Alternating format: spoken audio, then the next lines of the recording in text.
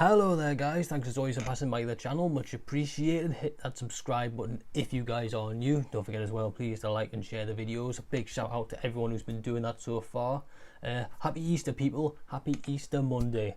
It's quite cold today actually, so I don't think I'm going to be going anywhere despite the fact that the sun's out. I think I'm just going to be having a chilled one and eating some Easter eggs. What more could you want? But also, it's been a little bit of a hiatus this weekend. I know I didn't film. There was some boxing at the weekend. Jamal Herring versus Carl Frampton. I did watch it, and I did like the fight. But I didn't feel there was too much for me to say in terms of a preview and a video. It was quite sad seeing Carl Frampton retire and see him kind of suffer. He did take quite a few big shots in that, so I thought it was right for him to retire. I'm going to miss him because he generally is such a nice guy. He's such a great fighter, two-weight world champion. He's a great representation of Ireland. Really like him, and I wish him all the best. But this week, I'm actually not going to be talking about boxing today. I'm going to be talking about football because the Champions League is back, people. Yes, it is. Champions League. I love the Champions League. It's one of my favourite competitions in football, alongside maybe the World Cup and League and the Premier League, obviously. But yep, the quarterfinals are tomorrow. Yep, Tuesday and Wednesday. And first off, I really like these matchups. I think the draw was brilliant. Like, I don't. Maybe it's because I'm a Chelsea fan and I'm seeing some of the kind of the other teams have got. But I think we're going to see some fantastic football games. Some fantastic football games in this competition. So if we just take a quick look. Tomorrow night we have got Man City versus Borussia Dortmund. City are at home, but Dortmund are away. Man City looking very, very strong. I mean, they've recently got Aguero back from injury. They're first in the Premier League. They're still in the FA Cup. They've got the League Cup final on, I think, the 25th of April. I mean, they're just easily the strongest team in England and in the Premier League right now. You know, there's nothing else to really say. They don't look like anything's slowing them down. They've had injuries, but they've managed to always get past them and just keep moving forward and take the hits and keep moving forward. Dortmund, on the other hand, have had a little bit of a rocky, few weeks. They have strength in youth with Erling Haaland, Jadon Sancho, Jude Bellingham, and they are some of the most in-demand and hottest prospects in the world right now. However, they are fifth in the Bundesliga, I believe. There has been a lot been going on, especially with Erling Haaland in particular, because he's been having meetings with his agent and his father. They've been out to Barcelona, Madrid, they've been to Man City, they've been to Chelsea, they've been to Man United. So he's been travelling around a lot, and you've got to wonder how much is that going to affect his focus, because they did have a poor result the other day where they drew 2-2. I forget who it was with, but that's the thing. Dortmund have got so much going on with these sales because they've not got a lot of money at the moment, so they're wanting to sell Haaland this summer rather than next summer, so they can get as much money from him before his contract runs out. So I think it's fair, even though I do rate Borussia Dortmund very, very much, and I do like them as a team, I just think Man City are the stronger team here. Pep Guardiola will be eyeing the Champions League because he's not won it for a long time. He's not won it with Man City. Aguero's never won the Champions League, and they have this idea of the quadruple on their mind, which has never been done before by an English team. The last time we ever saw anything like that was the treble, which was done by Man United in 1999. So, but I do think Man City will go through to the semis because I think they'll just have enough to be able to deal with Dortmund's attack, as good as it is. We also have tomorrow Real Madrid versus Liverpool. Real Madrid are home for the first leg and away for the second one.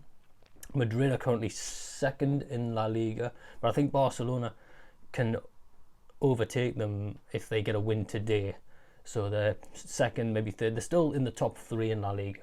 The important news for Liverpool fans and Liverpool in general will be that Sergio Ramos is not going to be playing. He will be out for this fixture, and that is a huge blow for Madrid, because not only is Sergio Ramos one of the best defenders in the world still, and he one of the greatest of all time in my opinion. He's top 5 defenders of all time, but he also brings that fantastic leadership to his team.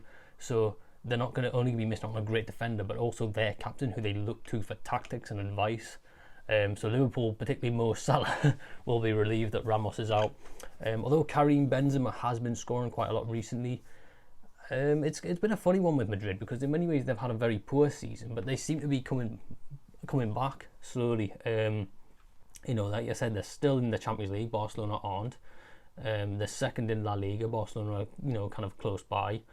I think, you know, this is the hardest one to call out of all of them for me. I really don't know which way I'm going with this one. Liverpool, on the other hand, are currently 5th in the Premier League. They've not had a great season. Some people have said it's been a disastrous season for them, but they have had a lot of injuries. You know, Van Dijk's injury, for example. They've had Chamberlain, Arnold's been out every now and then. The way I put it is they've had a poor season. So that as an overall season, they've not done too bad, but in terms of a title defence and winning the title again, it has been a disaster because, you know, I think it was like now mathematically they can't actually catch Man City, so they can't win it again, even if they win the last all the remaining games of the season. But I do like this matchup a lot because there's history there. There's a bit of bad blood between Real Madrid and Liverpool after that Champions League final of 2018. There's a bit of rivalry there. So I think these will be very fast-paced, very competitive. You know, it'll be interesting what Benzema can do, what Modric can do. You know, how... Yeah, I just think I really like... I'm struggling to call this one, and I'm really looking forward to it. I think I'm going to have to watch this one myself, actually. A big match. I'll give Matt who I think is going to go through on all of them later in the video. So on Wednesday night we've got the defending champions Bayern Munich against PSG. This one is the one which I'm absolutely flying for. I love this match, and when this was announced I was just like, yes. Not only because, you know, it mean that Chelsea weren't facing either of them, but this is just such a good matchup. This is literally, much like I said, Real Madrid, Liverpool, there's a bit of bad blood there because of the 2018 final. This is literally the final from last year done again. This is a rematch. You know, PSG, this is like Dylan White-Povetkin, repeat or revenge. The big news will be, well, Bayern Munich are home, PSG are away first, so advantage PSG actually. The big news is that Lewandowski will be out for both legs against PSG, so that's a huge blow. Much like the one at Madrid losing Ramos, that's a huge loss there. Having said that, though, I still don't think that will be. I don't think that will stop Bayern from going through because, you know, I think they still have a great squad without him. They're still first in the Bundesliga, which isn't really hard for Bayern, but they still have a huge squad with a lot of depth despite all their injuries. For PSG as well, Neymar has been off form recently. You know, he got sent off against Lille the other day, and you know that was a really important game for them. Like the game they lost, that Lille have now gone 3 points clear at the top of League 1, so that's just something to keep in mind. Morale could be low for that dressing room. You know, Neymar's had a couple of injuries, well, suspicious injuries. You know, with his sister's birthday and all that. So you have to wonder what's morale like in that squad. But you know, one thing to keep in mind is they've still got Mbappe, who's performing well. He's had a pretty good. He's not good in the Ligue 1, but in the Champions League he's looked even better. Like he scored against Barcelona, for example. Di Maria's been looking good as well. So I still think this is a massive game. Regardless, it's a very tough one to call because these are arguably the two best and strongest teams in the competition. They're literally the two best ones going head to head, so I think we will see both legs. These will be some great games, fantastic games. Can't wait to watch them. This one I'm definitely watching. And then we've got Porto versus Chelsea. Chelsea defeated Atletico Madrid brilliantly. However, they had that awful performance the weekend against in the West Brom in the Premier League. They got smashed 5-2. It's like Chelsea's still fourth, you know, in the Premier League, but Liverpool and West Ham, they're not too far behind. You know, they're catching up. They're only a couple of points behind if they win the next game. So, you know, Chelsea need to keep that momentum up. Chelsea, I think, have been screwed over by international break. Like, I'm not making excuses, but like, they've had so many players come back with injuries and knocks, like Callum Hudson-Odoi, Kante, who's literally like the key for that squad. Mason Mount, Jorginho, they've all had like little knocks and niggles and injuries as a result of international break. And of course you got Timo Werner, who just seems to be in an absolute rut right now. He doesn't even attempt to shoot, never mind try and, you know, he'll like try and score and scuff it, Now he doesn't even bother trying to shoot because he's too scared of getting embarrassed. So we're going to need to try and look. They'll probably look to Ollie Giroud again. I mean, you can't blame him because I think Ollie Giroud is still a world-class striker. And Timo's confidence just seems to be at an all-time low. It's going to take a while to bring that guy back. I mean, just give him Premier League games, see what he can do. Porto, on the other hand, they defeated Juventus over 2 legs. That second game was incredible. Best game of the competition so far. I love that. Porto are currently second in the Primeira Liga in Portugal. Most people look at this fixture and probably think that it's an easy one. You know, I was kind of like happy when Chelsea got it because I was like, well, it's the best of like, you know, the draw really, and that is a fair assumption.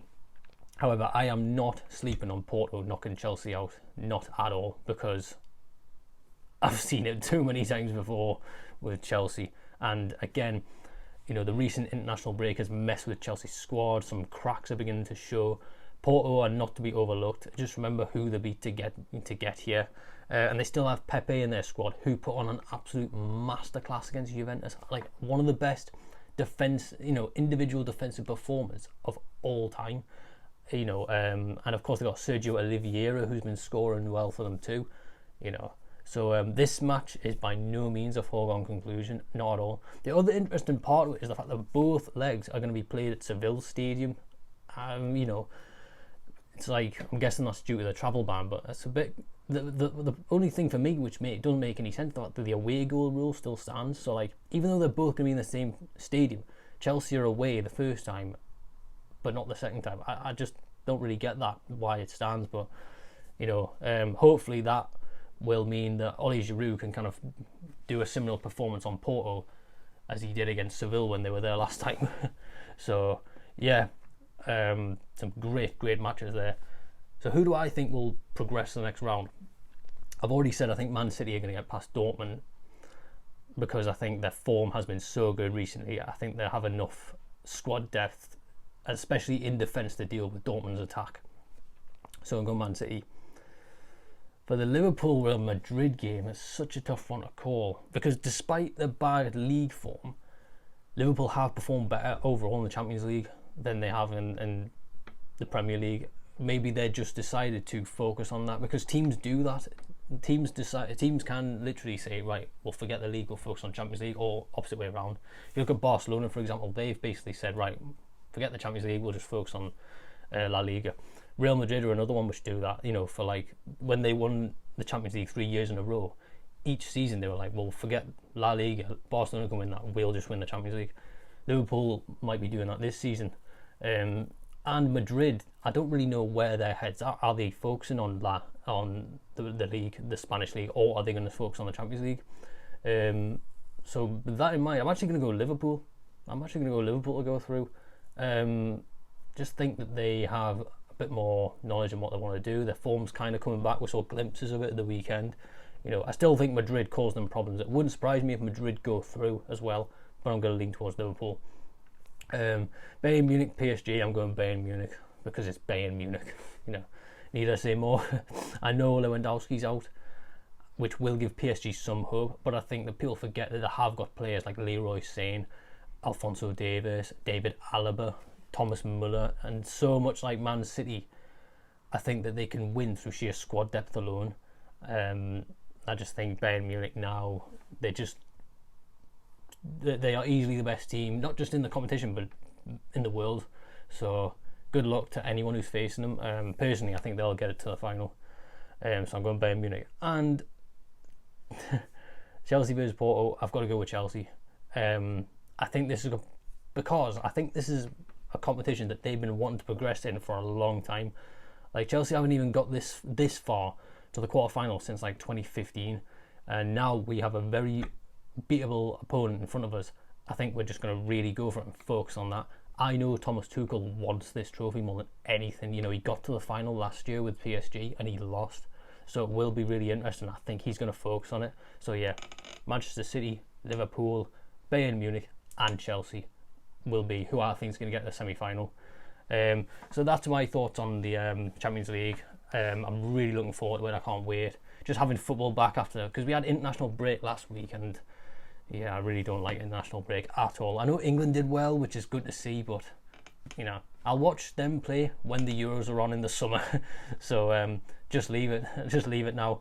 But the good thing is that's the last international break for a while, so we can get back to the real club football, which, you know, I'm so excited for. I'm really looking forward to these ones. This is my favourite football competition. I really hope it puts on a show. I really hope you enjoy the matches, and I'll see you next time for the semi-finals. Peace and love, people.